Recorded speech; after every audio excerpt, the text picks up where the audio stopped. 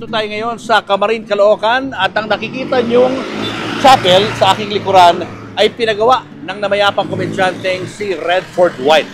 Ngayong araw na ito, ikikwento po namin sa inyo ang kanyang sikretong buhay. Pero bago yan, subscribe muna kayo sa aking channel at sa Christine Bubbles channel.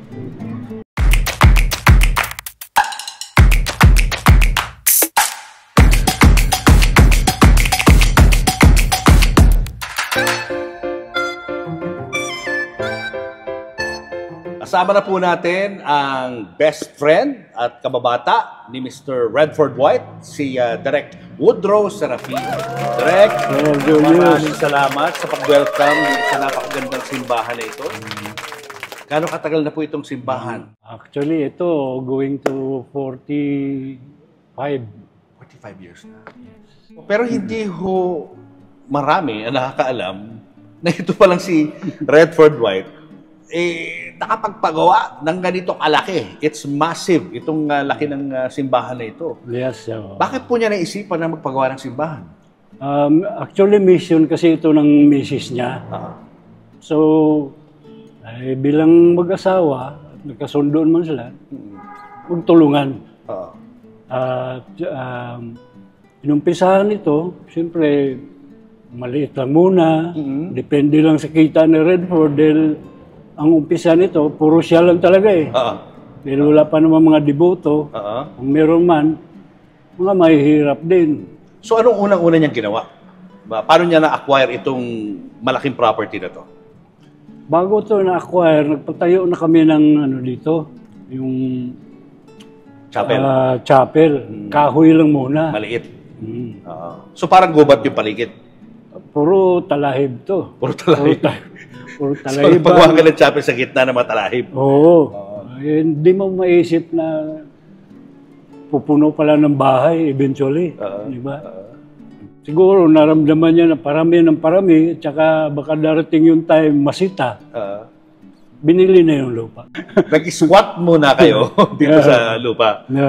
Tapos binili niya na. Binili niya. Gaano kalaki po yung lupa na kanya nabili? Actually, 500. Itong sa chapel. 500 square meters. Tapos hanggang yung mga katabi, nabibili na rin. Unti-unti. Dahil maraming lote ito, hindi naman ito isang lang. Yes. Pero si Mrs. talagang taga rito, sa lugar na to? Dito kasi yung father niya is caretaker ng lupa. Okay. So dito sila nakatira. Originally, sa sila, Baisa. At nung lumipat sila dito, dito na nag-umpisa. Caretaker naman siya ng lupa dito, yung tatay niya. Dito na nagtayo sila ng bahay. So, dito na rin talaga nag-umpisa. So nagsimula talaga yan as a chapel, no? Chapel. Yun muna, chapel. Hanggang sa lumawak na develop na yung kabuuan ng paligid. At ang laki po ng area, umabot na sa 1 hectare. Yung mga nabili niya na property. Sige, Direk, ituro muna kami dito sa lugar ni Redford White. Nasaan na po tayo ngayon? Ito yung pinaka namin dito. Social Hall, Bali.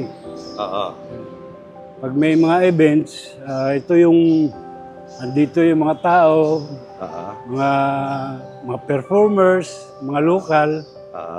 Pero dati maraming nakarating ng mga artista dito. Tulad ni? Richard Gomez, Joey Marquez, Willie Rebillami, William Martinez, Freddy Aguilar, nakapag-perform dito, Imelda Papin, Babalo, si Carling ng Records, Regine Velasquez. Wow! Star-studded, mga nagpunta rito. Walang mga bayad yun. Libre. Ito yung stage dyan. Diyan sila nagpe-perform. Pag may event kami, fiesta, anniversary, dito yung mga performers.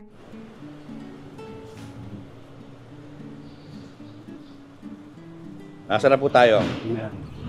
Ito yung harap ng Etong fountain na to? Itong fountain na to, si Redford talaga nag-design ito. Yan, pinipili niya yung mga bato ilalagay niya. Tumbanga. Oo. Siya mismo ang Siya mismo. nag-isip Siya mismo. ng design nitong fountain. Nakakatulong niya ang dahil meticuloso yun. Talagang hirap na hirap pagpihit-pihit ng mga bato. Artist no? Oo, hindi niya titigilan hanggat hindi siya makontento talaga. Hilig siya sa ganyan. Ito naman, altar. Grotto. Grotto. Mm. O, grotto ni Mama Mary. Siya rin ang mga pumili ng mga bato na yan. Ano yung religious talaga si Si Redford noon pa? Oo, kasi nag-elementary yun sa sa seminaryo. Nagseminaryo. Oo, St. Alfonso Seminary. Oo. Doon siya nag-elementary hanggang second year high school. Oo. Kaya malapit sa Panginoon, no? Tapos, Muntik naman magpari yan? Muntik na. Talaga? Yun talaga balak ng yun ang balak ng tatay niya. Bakit hindi siya natuloy sa pagpapari? Nagbagong isip Gusto niya mag-artista na talaga Ano kinikwento sa iyo ng bata pa kayo? Bakit niya gusto mag-artista? Wala lang. Gusto niya sabi niya mas marami akong matulungan pag Talaga? Pag nag-artista ako. Yun ang kanyang intention. Sumikat para makatulong sa ibang tao na nangangailangan. Hindi naman niya iniisip na yayaman ako. Mayaman na siya actually. Paano? Kasi yung papa niya is inkargado ng mga asindero sa Medellin. So, may lupa sila. Malaki yung lupa. May kaya na talaga. Malaki yung lupa na nung namatay yung papa niya, malaki yung namanan niya. Pero ganun talaga, gusto talaga niya yung pag-artista. Ito bahay nila. Ito yung bahay. Ito yung bahay. Ito guys, ang bahay ng pamilya ni Redford White. Maliit lang, bungalow lang yan. 2 bedrooms lang. Ito naman. Ito yung hall para sa mga event. Pag mayroong mga pare, dito kumakain. Dito sila kumakain. Pinaka-reception, mga clear. Receiving area, no? Uy, dito ka pala, Redford. Mga bisita. Hindi ka nagsasabi, Dito ka pala, nanonood.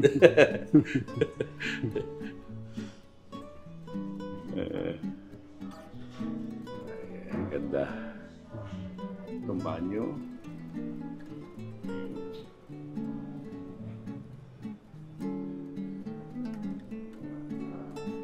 Mahilig kasi siya mag-tour. Silang pamilya. Oo.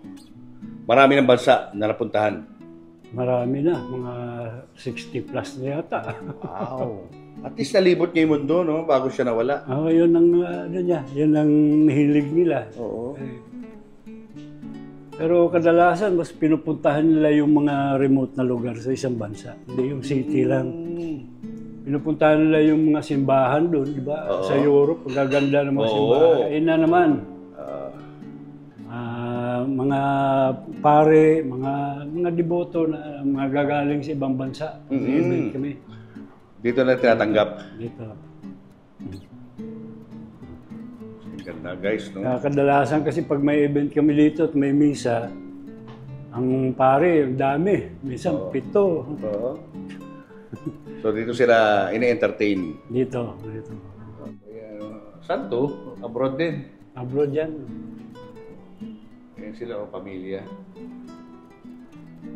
Welcome, home of Lind, home of chocolates. Sa Europe to. Una ko lang to nasa ref kasi total mahilig siya mag-travel. Ito yung mga... Dahil mahilig mag-travel, no? Yan yung mga souvenir sa travel. Ang dami na, no? Ng mga lugar na napuntahan. So lahat to napuntahan nila, no? Wow! Easy. Ang iba dyan, di lang isang beses. Minsan nababalikan pa Tulad nito, no? Switzerland, Vienna, Krakow, pati Bratislava. Saan ba itong lugar na to? New Mexico, Naikot na po ni Redford White at ng kanyang pamilya ang buong mundo. O yan, may Padre Pio pa, oh. Napuntahan nila siguro si Padre Pio sa San Giovanni Rotondo. Of course, St. Joseph, St. Michael. Galing. Meron pa sa gilid. Meron pa sa gilid. Ayan, oh. Grabe. So, over how many countries na napuntahan ni Redford at ng family? 60 plus na yata. Mga 60 70 plus. Ayan. Aabot pa ng 100 to. Oo. Okay. Pero yung silang dalawan lang ni Mrs. tsaka yung anak. Talaga ba na-envision niya yan, yung ganyang klaseng itsura ng paligid? Hindi eh. Ano lang talaga, pag naisipan niya, dapat dito, ganito gawin natin. Ganun lang, oo. Work in progress. Tapos magtatanong lang siya, tatanong sa akin, okay ba ito? Ganyan. Para yung, eventually, pag natapos yan, okay as a whole, di ba? Hindi yung tira ka lang ng tira eh. Ang gulo pala pagkatapos. May vision kasi si Redford na marunong siyang magplano eh. Pati itsura ng chapel, siya rin nag-design nun. Kami. Kayo na. Parang Dome style. Sa anong inspiration niyo for that design? St. Peter's. Okay. Kasi ang pinag-usapan namin noon, kasi yung unang chapel, kahoy lang eh. Pero unique yung forma niya dahil pa-cross eh. Tapos nung pinag-usapan namin ito, sabi niya, dapat unique din. Ayun, paggawa ka na rin lang, di ba? Dapat pag nadaanan ng tao, lilingon sila na, okay yun na. Kailang attractive. Attractive, di ba? Sabi niya, ang katuwiran niya, bibigay natin sa Diyos, tapos pangit, di ba? Hindi, walang silbi. Ba't ka pa nagbigay kung pangit doon? Kung kaya mo, di bigay mo na yung pinakamaganda. Pero bakit hindi siya nagpa-feature sa anumang television show noong mga panahon na yun, na nabubuhay pa siya? Ayaw niya. Kasi sabi niya, hindi naman ako politiko. Pero ano siya, artista? Oo, artista siya, pero hindi niya ginagamit yung pagka-artista para sumikat itong lugar. Kasi gusto niya, pagdating nung time, magiging private talaga yung buhay ng pamilya niya. Kaya nga hanggang ngayon, ayaw talaga ng pa-interview. He chose to keep his privacy. Pero at the same time, gusto niya maganda yung itsura ng kanyang simbahan para marami ang pumunta. Pero hindi niya na kinakailangan i-announce yun. Para kumbaga yung tao mismo dapat makadiscover ng simbahan na yun. No? Parang yun ang intention niya. Makikilala yan, word of mouth lang. Okay, magbabacktrack lang po tayo sa friendship yung dalawa. Kasi alam kong close na close kayo.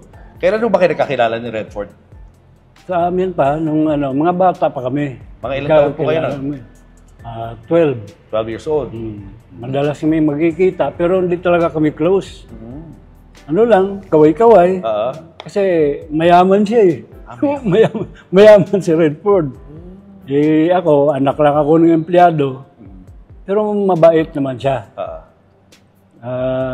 Nag-aaral kasi siya noon sa city, sa St. Alfonso's Seminary. Doon siya nag-elementary hanggang second year high school. Tapos naalarma yung papa niya dahil kumakalat noon yung drugs eh. Marami ng mga hippie-hippie nung araw na puro magugulo na utak. Natakot yung papa niya. Nilipat siya sa probinsya namin, sa Medellin. Pero Catholic school pa rin ang pinasukan niya. Doon kami naging magkakaklase. Tapos merong okasyon noon, yung program ng school. Nilapitan lang niya ako, sabi niya, mag-comedy tayo. Eh, wala naman akong alam sa comedy ng araw. Hindi ko naman gawain yun. Sabi ko, sige. Meron siyang hinandang script. May skit na. Ginawa namin. Nag-hit sa mga estudyante. Tawa ng tawa. Oo. Tapos, nung mga sumunod na mga event, mga programs, Nililista na kami kahit hindi namin alam. So kayo parang Dolphy Panchito noon? Oo, gano'n. Mismo. Okay. Okay. Tapos, doon din ako nag-umpisang gumawa ng script. Kasi napilitan eh. Nag-iisip ka na rin. Oo. Tapos, nung graduate na kami ng high school, doon na niya binanggit na gusto niya mag-artista. So doon pa lang, naka-determine na siya mag-artista. Kasi naman, nung high school pa kayo, pa-practice niya na eh. Nakikita niya na natutuwa yung audience eh. Sumikat kami sa school eh. Oo, kaya naisip niya, magandang karir to. So yun na, talaga inambisyon niya na maging artista.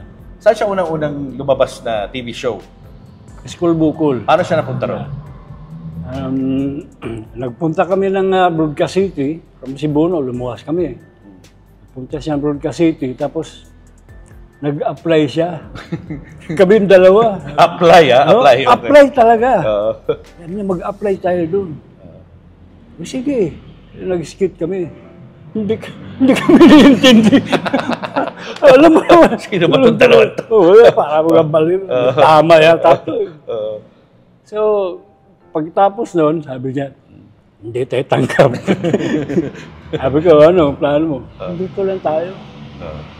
Tapos umupo siya doon sa labas ng Broadcast City. May mga upuan kasi doon. Napansin siya ni Bert De Leon. Ni Direk? Direk Bert De Leon. Tapos nagtanong doon sa executive, sino to? Tisoy, no? Si ano ba? Redford White? Ano ba? May lahi bang foreigner? Castilla. Castilla talaga. 75% na Spanish talaga yun. At ang tunay niyang pangalan ay? Cipriano Cermeño. The second. Yun. Si Bert De Leon nagbigay ng white. Si Bert De Leon, direct. Pati yung Redford. Kasi kata ni Robert Redford yun. Okay. Tapos yung white, dahil puti. Literal. So doon, sinubukan siya doon sa School Bukol with Mang Temi. Opposite. Temi saka white. Nagka-idea si Direk Bert na pwede ito. Pero ikaw, ano nangyari sa'yo? Sumasama-sama lang din ako sa kanya. Kasama mo lang siya. Dahil hindi ako mahilig mag-artista, pero sa likod ka lang gano'n. Mahilig akong ang pangarap ko, maka-break in naman sa pagsusulat. Kasi nung patambay-tambay kami sa Broadcast City, may napulot ako script. Maraming mga script pakalat-kalat doon. Tinignan ko, ganito pala paggagawa ng script sa TV. Kaya ko ito. Ayun na. So nagsimula ka na rin na magsulat? Nag-contributor muna ako sa Todas. So sinasama ka niya? Yung sinasuggest niya na si Woodrow masulatin yun ng ganitong Ayun na. Pero matagal din bago nagkaroon ng break. So, saan show siya sumikat talaga? Yung nakilala ng mga tao? School Bukol. Si Redford kasi unique. Unique. Tingin ko yun ang nagdadala siya una. Tapos, bago yung punchlines niya. Hindi siya yung madaldal and then punchline.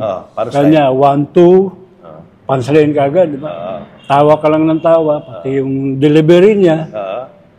Wala akong nakitang ganong delivery sa mga artista nung araw na gaya niya eh. Halimbawa, yung mahilig siya sa gano'n saan ka punta? Ba't kaya tanong? Hindi naman tayo sasama eh. Diba? Papilosopo. Papilosopo. Tapos yung mga sagot na tanga. Parang di maintindihan ka style niya yun. Ano next show niya after that? Kinuha siya sa Todas. Todas. Ano naman ang role niya sa Todas? Ano yun? Gag show kasi yun. Sila Tito Vic and Joey. Okay. Tapos, nagkaroon siya ng solo. Siya talaga lead. Is Bisoy. Bisoy. Sila ni Pancheto naman. Lately lang yung Body and Soul na with, isa yun sa pinaka... With Eric. Isa yun sa mga sikat niya. Isa yun sa big hit. Big hit talaga. Yun na nag-ano talaga sa kanya. Seal nung kanyang kasikatan. Tapos marami siyang movies, di ba? Marami. Ano mga movies niya? Ano mo nung Akala ko nung nas mga 30 lang eh. Pero nung mamatay si Redford, nung tinignan ko yung listahan eh, nasa mga 60 pala. 60 movies? Ang dami. Wow. Ano naalala mong title ng mga Ang movies na to? first niya is Tulongges. Kay Javier. George Javier. Siya yung support. Supporting na siya doon. And then nakita nila, pwede. Ginawan siya ng Bonnie and Clyde with Pia Moran. Yun yung big hit talaga niya. Bonnie and Clyde. Favorite siya ng mga producers dahil mura kasi yung mga pelikula niya. Pero laki ng kita. I'm sure malaki talent fee niya. Maliit lang din. Maliit din. Oo. Mga magkano noon? Hindi naman siya hindi siya masyadong ma-demand ng talent fee. Pero kasi ang dami rin niyang sources of income. No? May TV siya, may movie, pinagsasabay niya yan. Yun lang. Yun lang ang yun lang ding isa sa reason bakit nakakaipon. Pero wala pa nga siyang mga 2,000 pa lang nung mabot siya ng milyon eh. Naging millionaire siya at? Nung sila ni Babalo. Nung yung pelikula na Babalo na malalakas din yung pelikula nila. Doon pa lang tumaas yung talent fee niya. So may milyon na ang talent fee niya nung kay Babalo. Hindi ko lang alam kung magkano talaga, pero gano'n.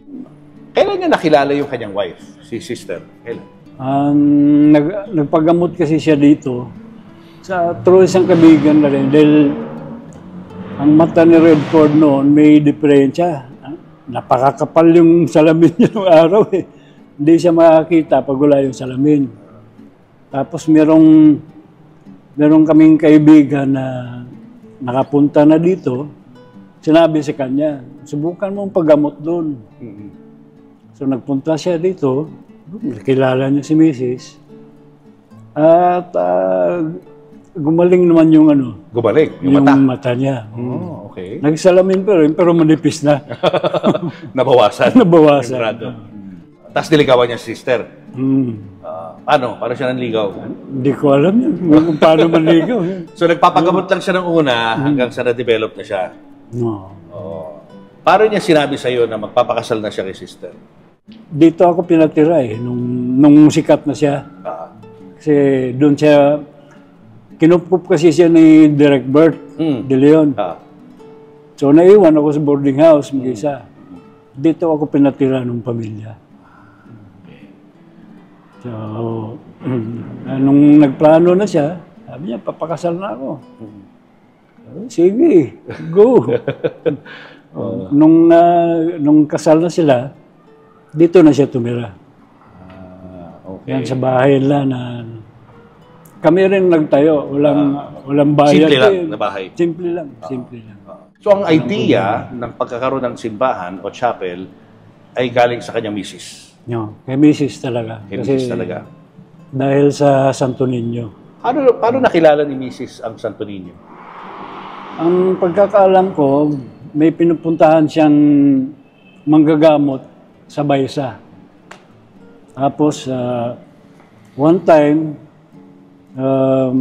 pinag-lead siya ng rosary. Habang nag-lead siya, bigla lang daw siyang nawala ng malay. Tapos, yun na ang umpisa. Tapos binibigyan siya ng mensahe na doon sa lugar ngayon, tayo mo ako ng bahay, tayo mo ako ng tahanan, gamunahan mo yung yung komunidad. So doon na nag-umpisa itong community na to. So na-convince niya si Redford na si Redford ang mag-fund ng kahilingan ng Santo Niño. Kasi religious din man si Redford eh. Kasi nakita naman na Redford, wala naman masama. Saka gusto rin niyang gawin. Gusto rin niya. Kasi itong imahe na to ng Santo Niño, saan ang galing ito? Regalo yan ng... Actually, regalo lang yan ng isang kakilala sa nanay ni Sister Len. Regalo ng birthday niya. Pero yun ang nagpaparamdam sa kanya. Ganyan na itsura? Ganyan na. Kung nakikita niya sa vision niya? Walang pagbabago. At si Redford, naging deboto rin, no, sa Torinyo. So yun na, nagsimula na siya mag-develop ng lugar. Saan niya kinuha yung, yung panggastos sa development ng area? Talent feeling niya. Lahat yan, pera niya, sarili. Ang umpisa namin, puro kanya. Kasi wala pa namang mga donation eh.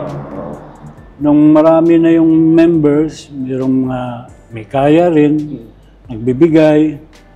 Pero itong structure ng itong shrine kasi tawag namin dito, mga 70% pera talaga ni Redford.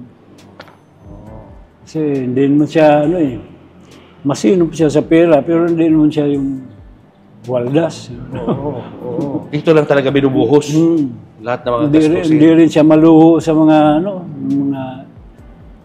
mga walang kwentang bagay, gano'n. Hindi siya maluho sa gano'n. Kailan nagsimula magkasakit si Redford? Actually, napansin namin, 2010. Active pa rin sa movies? Hindi na, naramdaman na niya na parang may kakaiba na sa katawan niya. Pero hindi na siya, ayaw na niyang mag-guest, gano'n. February yun, nung nangyari na medyo yung dumadalas na yun, sabi niya vertigo lang, gano'n.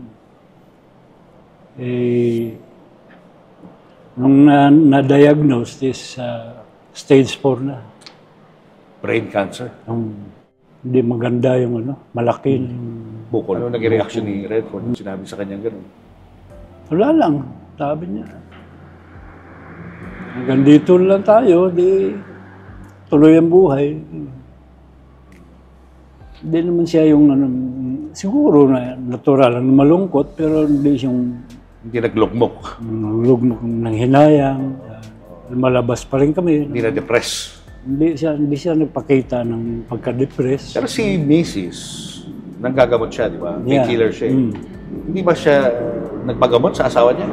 Sabi lang naman ni Mrs. kung ano yung kagustuhan ng Diyos, tanggapin natin. Wala namang may control yan. Kahit ayaw natin, di ba? Kahit yung espesyalista ng doktor yan, wala rin magawa eh. Kasi nung nasa ospital nga siya, sinabi ng doktor na kailangang operahan. Tinanong ni Redford yung doktor, Dok, ano ang chances? Hindi makasagot ng doktor eh. Sabi ng doktor posible maging gulay ka. Sabi ni Redford, huwag na lang. Tanggapin ko lang kung anong... Kasi naman, buhay nga ako, wala masilbi. Ganun siya mag-isip eh. Nung nalaman niya may cancer siya, ilang buwan pa siya nabuhay? Mga 2 months pa siya sa mga 1 month sa hospital, and then, dineclare na 2 to 3 months lang. Paano siya nabuhay sa loob ng 3 months? Normal pa rin. Normal pa rin yung magkwentuhan kami, nagbibiroan pa rin kami. Pero mas madalas na yung kaming dalawa na lang. Yung magjo-joke ako, magjo-joke siya. Yung mga memories namin dun sa Cebu, nung di pa siya sikat. Kumusta na yung mga kaibigan natin doon? Alam niya na, malapit na. Paano niya pinaghandaan yung pag-alis niya sa mundo? Actually, matagal na naman yung siya yung tao na sinasabi, lagi siyang naka-ready. Pati nga yung finances ng anak niya, paayos na yun. Yung para sa pamilya niya. Kaya hindi siya nag-isip na, naku, paano to? Wala talaga. Yung kanya, anytime na dumating, darating naman talaga yan. Sa ayaw mo sa gusto. Napaaga lang. At least naka-ready ka. Ano yung mga huling hinabilin sa'yo? Ang unang-unang, nibilin, sabi niya, bahala ka na dito. Sabahan? Oo. Bahala ka na dito. Ibig niya sabihin yung mga pag-maintain sa paligid. Tapos sabi niya na, wala ka namang gagawin dyan, maintain na lang dyan. Sabi ko, okay, no problem. Ano. Tapos sinabi niya na, yung susuot ko sa'yo ko lahat bilhin na. Anong sinuot niya? Ang sinuot niya, t-shirt lang. Sabi ko, hindi barong, hindi Amerikana. Hindi naman ako congressman. Ganun pa rin. Papatawa pa rin. Ganun pa rin siya. T-shirt lang talaga suot? T-shirt lang. Sabi ko, plain t-shirt? Plain? Anong t-shirt? Oh. Yung design natin sa sa anniversary natin. Yung Santo Niño de Maligaya. Tapos parang may flag siya. Yun lang susuot ko. Sabi ko, pantalon. Sabi niya, maong. Siyempre. Grabe. Maong, oo. Galing naman. Sabi ko, kakaiba. Bago? Sabi niya, ano ko yung bago? Yung dati kong sinusuot. Yung belt. Kaya yung belt, yung bigay sa akin ng kaibigan ko. Yan ang gusto kong suot. Relo. Sabi niya, kailangan ko ba oras doon? Bahala na si Mrs. dyan, gusto niya ako suotan. Sabi ko, medyas. Sabi niya, hindi na kailangan. Sapatos. Ayoko. Pero susuot mo.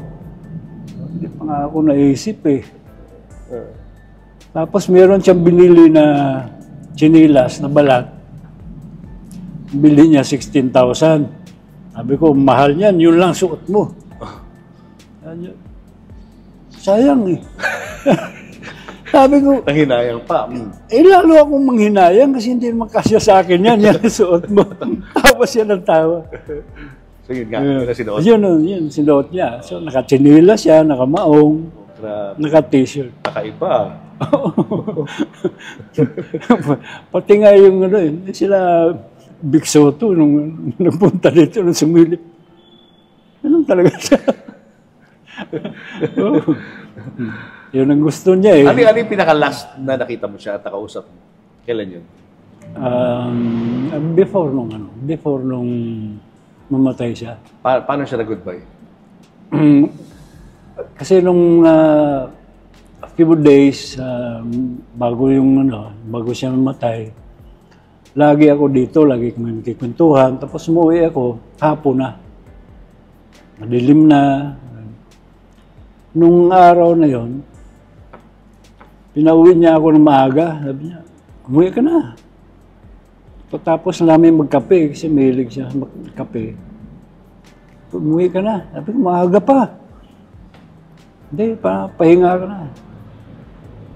Sabi ko, mamaya-maya lang. Hindi, umuwi ka na. Balik ka lang bukas. Maaga. Madaling araw. Wala na. Ano yan? Nakatulog lang siya? Hindi na siya nagising? Ganun ba? Oo, yun ang kwento ng Hindi siya nahirapan. Meron siyang mga premonition. May sinabi pa siya noon na nung may sakit na, sabi niya, ihanap mo ko ng lupa, ng maliit lang. Bakit? Gusto kong patayuan ng kwarto. Kwarto lang. Ihanap naman ako. Tapos pag may nakita ko, sabi ko, ayan, okay sa'yo yan? Maliit lang yan. Malaki. Ano kang maliit nito? Sabi niya, basta yung kwarto kasi, pagdating ng araw, nandun lang ako. Ako lang nandun. Tapos dalhan yun lang ako ng pagkain. Sabi ko, lalagyan natin ng TV yan. Kasi pag may laban si Pacquiao, nunood tayo. Sabi niya, di ka pwede doon. Hindi pwede. Ang gulo naman kausap nito. Pero nung namatay na siya, nirealize namin. Siguro gusto pala niya ng mausoleo. Mausoleo niya, may TV. Saan yung mausoleo na nakuha niyo? Sa Santa Maria, Bulacan. Sa Our Lady of Eternal Peace. Kanya yung, sabihin ko na pinakamaganda talaga doon. Na Mausoleo. Na Mausoleo. Pinakamagandang, in terms of forma, pati sa loob. Pati mga gamit sa loob. Dahil yung mga koleksyon niyang iba, nandun, lagay. Ilang taon siya nung pumanaw siya? 55 yan. 55. Pero hindi siya yung araw-araw dadasal. Hindi naman. Hindi. Kaya lang yung Puso niya, talagang puso niya sa matulungin. Diyos, tsaka talagang matulungin. Hindi mo kailangan ipagmayabang para, Saka natulungan ko yan. Oo, hindi niya ina-announce eh. Kaya ako nga, nagulat din ako na meron palang ganitong secret life si Redford White na bukod sa pagtatayo ng simbahan, tumutulong pa sa mga kabataan. Yeah. Ang lawak. Gaano kalawak itong lupain? Almost 1 hectare yata ito. Almost 2 hectares. Almost 1 hectare. Almost 1 hectare. Almost 1 hectare daw po ang lawak nitong property ni Redford White. Ito naman, parang reception area din. Reception Garden. area din to. Ito yung garden dahil si Redford, bihira lang sa loob ng bahay yun eh. Gusto niya pag nandito, sa labas lagi. Al fresco. Ha? Oo. Siguro yung exposure din niya no, sa mga European cities na napuntahan Yes, niya. No? oo. Parang na-imbibe niya yun. No? Kasi I see yung, yung pagkakadesign, parang ito yung mga pinupuntahan ng mga lugar sa Europe na na pinagpipilgrimage. Oo. No? Mga ganon. Na simple yung design pero maganda. Malinis, ano? Malinis ang design. Oo. Sino nag-design? Siya rin. Siya rin. Siya lahat yan. Oo. Pati itong mga flooring na to, siya namili niyan. Yeah, ito. Oo. Siya namili niyan. Mm. Okay. So ito, may mga dito. Dining table para sa mga guest. Galing ng Baguio, Oo. Benguet. Mahilig siya sa kahoy, no? Mahilig talaga. Mga hardwood. Mhm. Ito, Direk, itong mga bahay na to, ano po ito? Ito, sa mga deboto rin to. So, ito Oo. sa deboto ito. Ito yun doon. Mm. Bali dalawang pamilya to eh. Ah. Pero yung taas nito, bali quarters ng mga nagsiserve dito, mga kabataan, mga scholar. Oo. Mga scholar niya. Mhm. Tapos anong arrangement niya with the devotees? So pinagawa niya yung bahay na yan. Nagawa lang niya. Walang bayad. Wala. Pinatitira niya ng libre, yung mga Libre. deboto. Libre. Wow. Basta sagot mo lang yung kuryente, taka tubig. Okay tayo doon, parang Galing ganun lang. naman. Ano lang ang ginagawa nila para sa simbahan? Ay, tumulong lang sa paglilinis. Ah. Huli. Ganun. Pag-maintain lang ng paligid. Oo. Yun lang ang requirements. Tsaka siyempre, magiging mabait. Maayos na mamamayan, ano? Tapos may libre ka ng bahay. Libre lang Pero ba? ikaw na bahala sa kuryente at tubig, na? Dapat lang naman. Oo. Tama. Pero lawak malaki po. ang, malaki ang loob niya. Oo. Ito, masisilip Ito, natin oo. para Tingnan makita mo to. natin. Ito yun. Ito ba yung bahay ng isa sa mga si nanay, nandito. Magandang umaga po, Nay. Magkamukha naman to, tsaka yung kabila. Laki din, ha? Laki. Laki ng lugar. Tapos may, May sala na sila. may kwarto. May mga Dalawa. kwarto. Tapos may CR. May labahan pa doon. Oo. Talagang bahay na talaga, no? Bahay talaga. Oh, imagine, binigay lang po ito ni Mr. Redford White sa kanila para tirhan. At kapalit nun, yung pagtulong nila sa maintenance at service ng simbahan. Ano naman to? Ang laki, meron pa rito. Oh. Ito. Yan. Punta natin itong quarters ng mga Mga bata. Buksan mo nga ilaw at kukunan Ay, ang lawak dito ah. Buksan mo nga ilaw yung iba. Laki. Kanyang mga estudyante.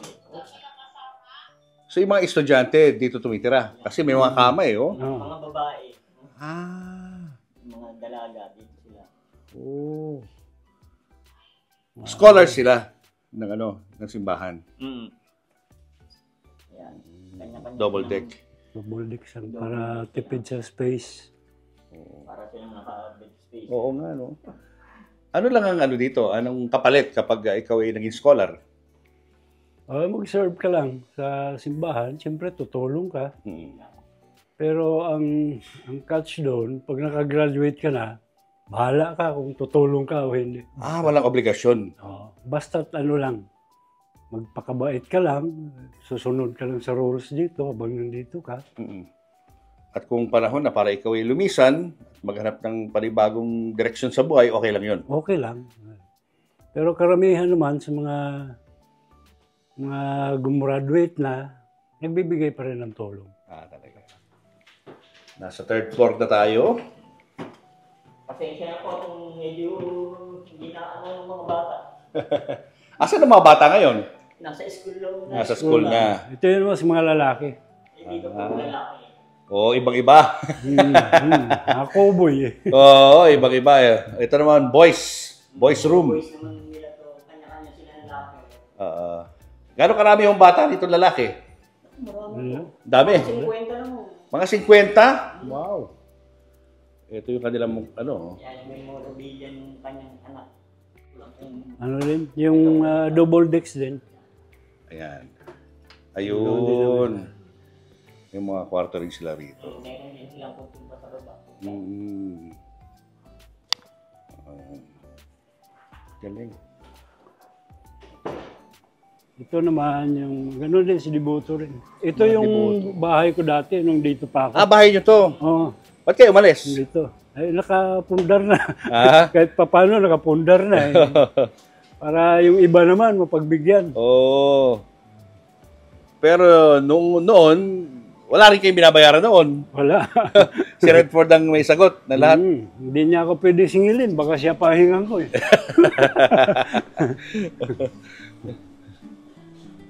Kaya may garden sila rito. May puso para sa tubig. Tapos yan, may mga tambayan ng mga tao para di mainip.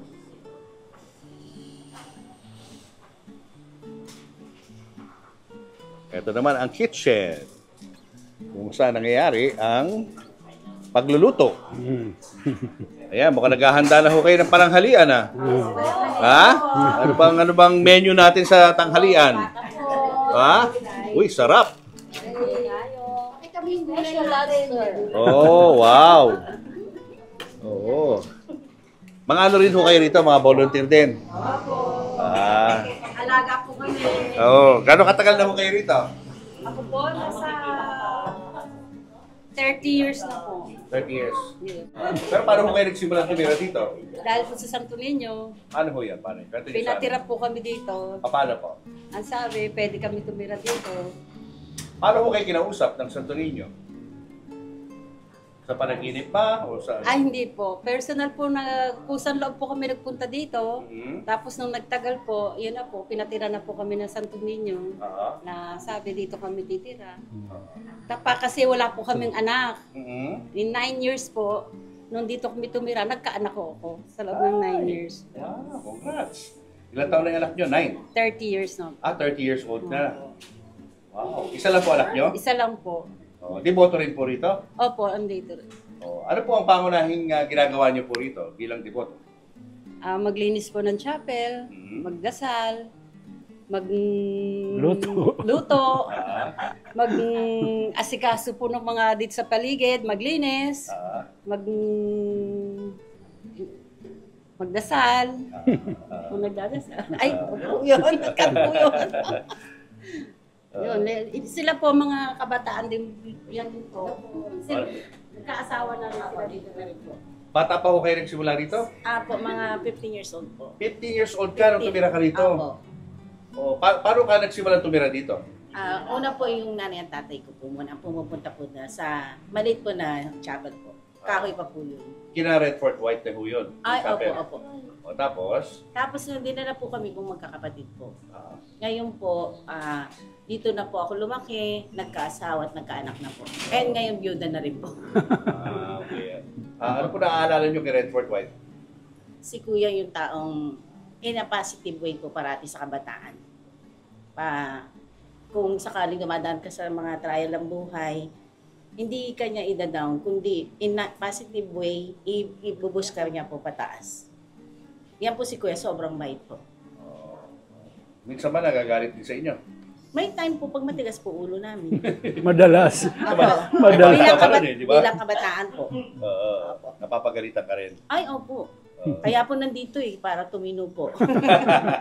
Ikaw naman, Hello po. ano pong kwento nyo? Paano po kayo napunta rito? Po, bata pa po ako, kinakarga pa lang po ako ng mga magulang ko. Pag may vigil po, kasama po nila ako. Kasi since 1980 po, nag-start po itong chapel. Lumang-luma pa po yung chapel namin dito. Dito na po ako tumanda. I'm 47 years old po. And marami na po akong natutunan, lalo na po kay Redford po. Tulad ng? Tulad po nung paano po magluto. Kasi mitikuloso po siya sa pagluluto talaga sa pagkain. Ano favorite food niya?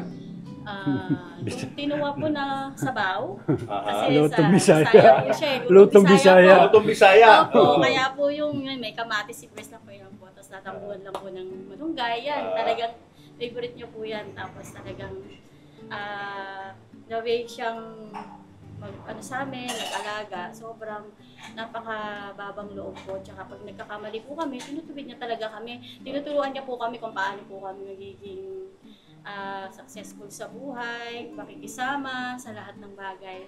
At ganoon din po yung asawa niya po. Talagang sila pong mag-asawa, talagang sila po yung sa amin. Ilang taong ka nung pumasok ka rito?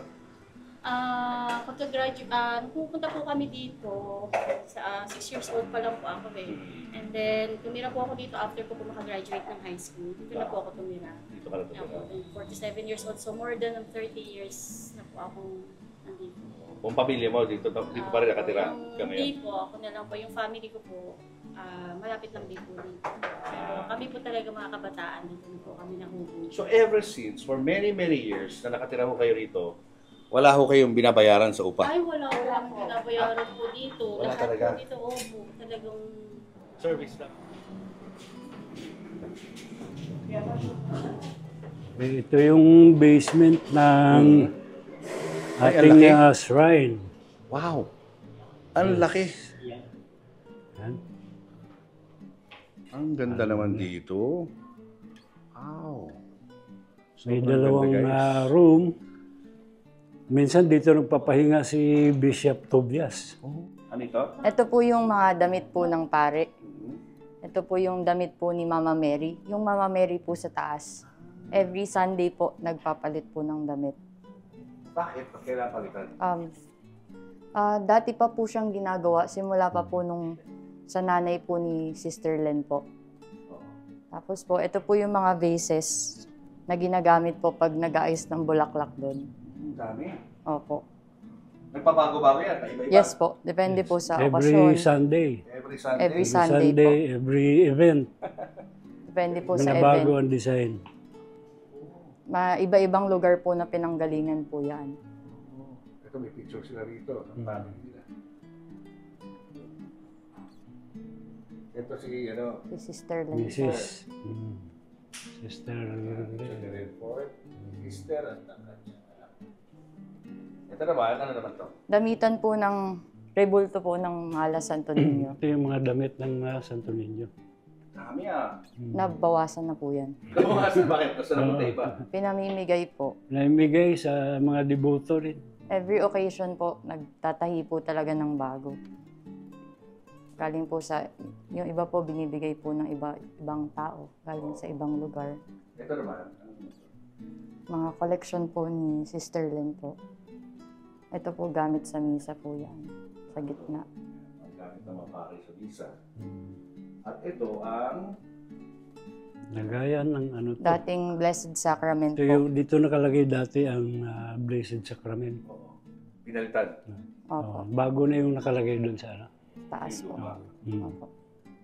Dahil sa mga ganito, isa kami sa very few na merong Blessed Sacrament.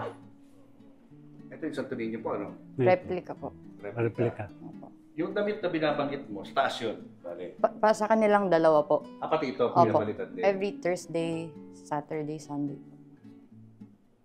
Yan po, ang replica na mahal na Santo Niño. Ang kanyang damit.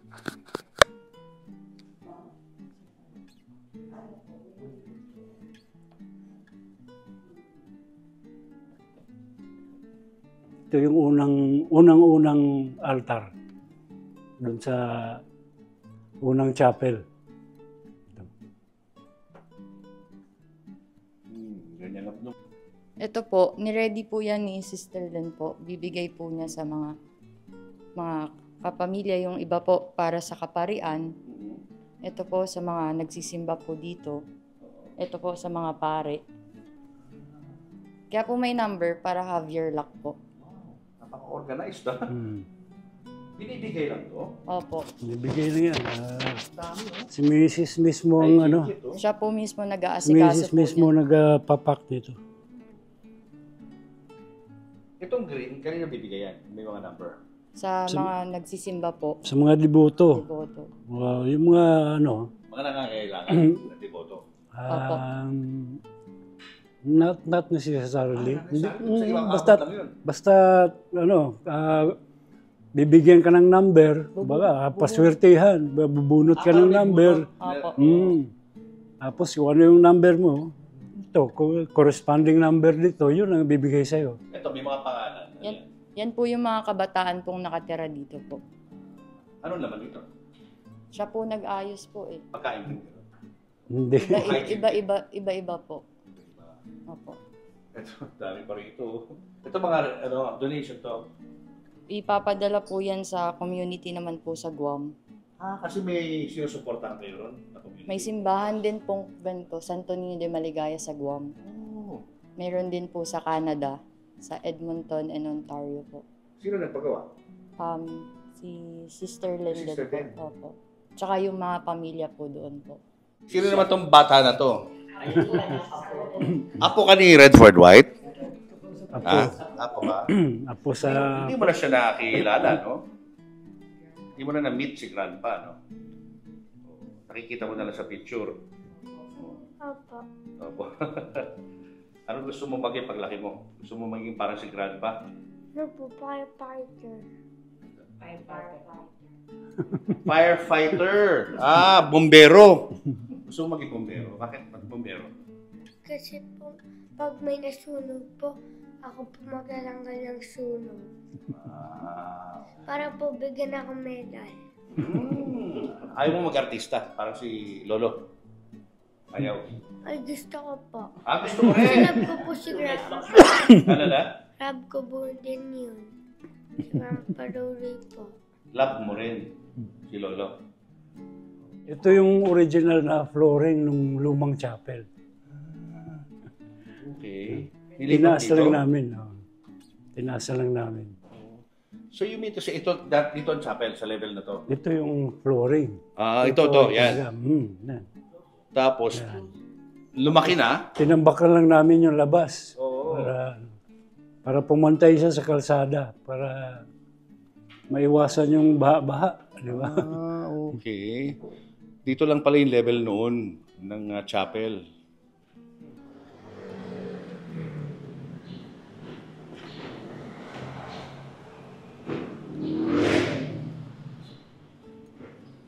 Daming freezer.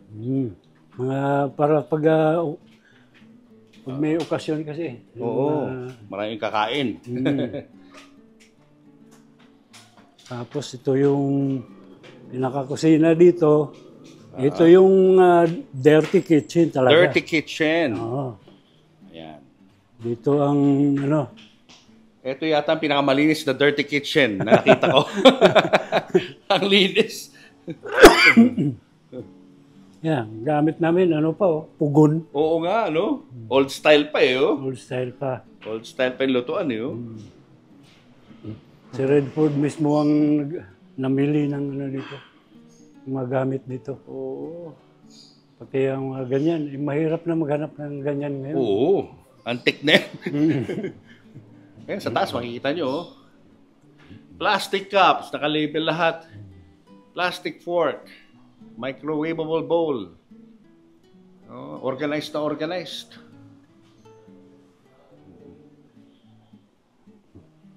Pag maraming guests, dito sila nagluluto.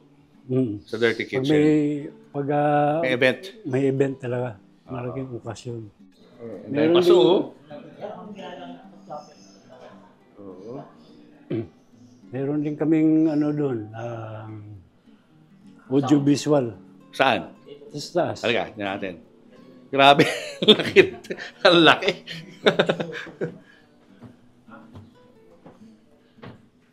Uy, dahil bigas. Para sa relief. Mga relief to. Ah. Wow. Ayun, no? Oh, new rice, wag bumawas. Mga pang-donation to eh. Ito, pictures. Yeah, si sister, oh. Salado. Man. Ito naman si Redford at ang kanyang anak at si sister. Ito, damit pa rin ng mga pare, oh. Ito yung unang-unang sasakyan ni Redford. Off-road. Land Cruiser ba to? Hindi, ano yan? Custom made. Oo. Wala talaga. Ito. Safari. Safari. Ano yung nandun pa? Direct. Sunda ron. Oh, timbang mo. Oh. Oh, malaki na yung timbang mo. Mabigat ka na. Oh. Ito, direct. What's Bukas na yan. Ano naman meron dyan? Wala. Ano meron dito? Ito po yung sounds ng chapel. Audio room. Dito kinokontrol Yung sound. ang sounds ng chapel. Tsaka yung ilaw dito. Oo. Meron kaming ano, Diyan din.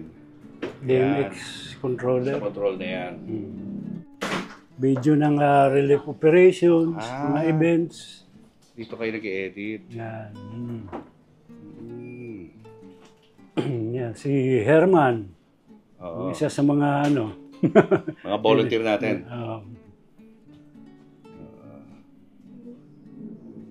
Sa ano na ito nagtrabaho yun eh. Saan naman?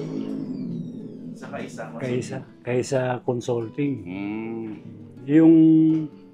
Yung airpot kasi niya, yung unang deboto. Tapos namana na lang. Pinasa na sa kanya. Oo. Nag-aaral pa yan nung pupunta dito. Dito ka na lumaki. Oo. Maganda na yung ano. Maganda yung trabaho. Maganda trabaho.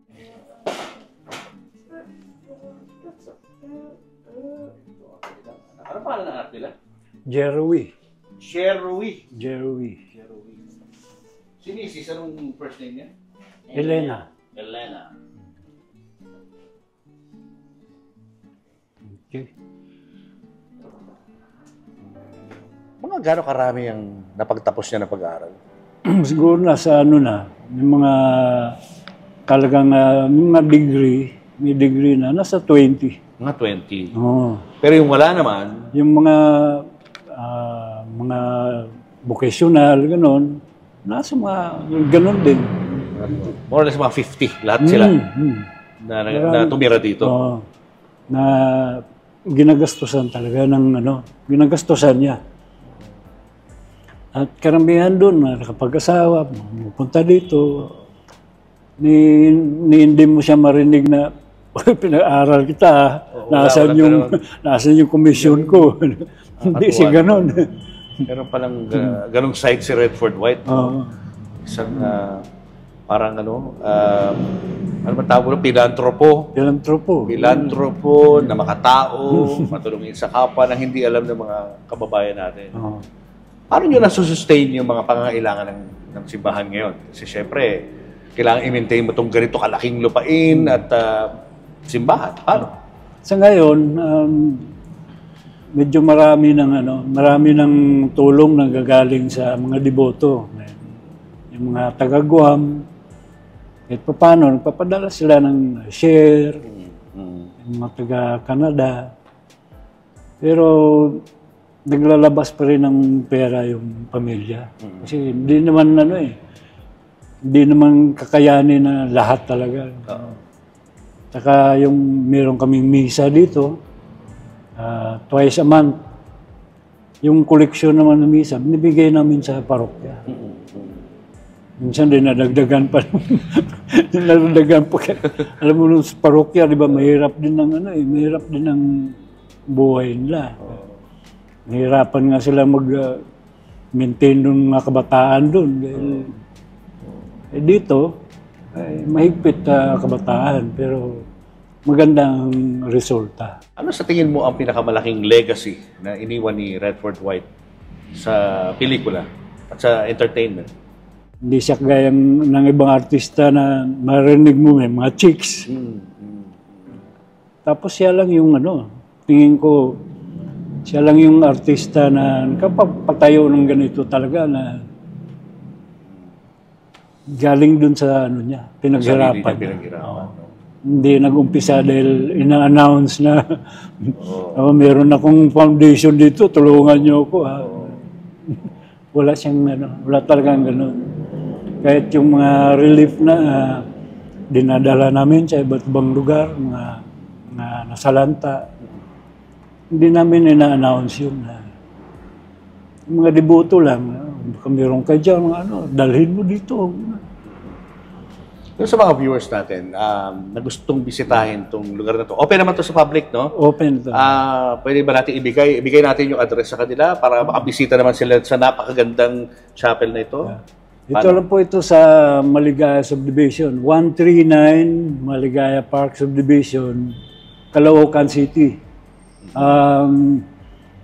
Kahit itanong nyo lang dyan, pag napunta kayo ng SM Fairview o Robinson, tanong nyo lang saan yung Santo Niño.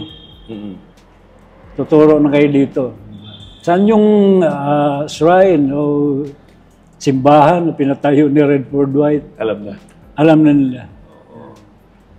Thank you, Direk. Maraming salamat. At salamat sa pag-share ng napakagandang kwento ng isang icon ng industriyang Pilipino, si Redford White. Yung kanyang sikretong buhay. Ngayon ay alam na ho nating lahat. Thank you. Thank you, Direk. Thank you rin. Thank you. Sino ang papansin sa daing ng api? Sino ang mag-uwi sa nilokot pinabayaan? AXIS ang umaaksyon dito! Si Erwin Tulfo ay maasahan din ninyo, garantisado. Kami ang kakampi ng inaapi. Thank you, Lilet. At syempre, eto na yung meet ng aking vlog. Ang King Bagrid! Eto na. Because I always believe, Lilet, that yung bag itself tells so much about the person. Where he is, where she is. At yung loob ng bag tells the story and the life of the person. Yung current life. Kasi yun yung nasa loob ng bag. So, pati ako maglatag ako. Yung bag ko, tatlo. Iba-iba rin naman yan. So, here now is our Bag Raid with Lilet. Sorry, it's DJ. Okay, pakita na natin ang bag ni Lilet. Ito ang bag na dala-dala niya today nung nag-guest siya sa aming show. So, it's a nice Coach brag. It's a nice Coach bag. Courtesy of my sister. Thank you. Thank you, sister. Ayan. I also have Coach bags. And then, sobrang ganda ng quality nito. Yung leather nito through the years. Matibay. Kahit napakabigat ng bag natin, no, na parang may hollow block. Alam mo na, mommy bag, di ba? Carry ng bag. So this is a bag. It's just a gift from your sister. Ayan. Okay. And then how many years mo na siyang ginagamit or bago ba siya? Bago. Kasi nagbakasyon ako sa ate ko sa Japan noong April. Tapos pinauwi niya sa akin to. Julius and Tintin para sa pamilyang Pilipino would like to thank the following. Pure Gold. Sa Pure Gold, always panalo. David Salon. Whoever you are, whatever you do, David Salon brings out the best in you.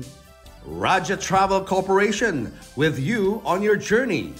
Baby Co Wipes. Bida si baby sa alagang Baby Co Wipes. Cupid's Cologne Love Mist. To order, message TonyBBabaw@gmail.com. Enagic from Japan. Kangen Water Machine.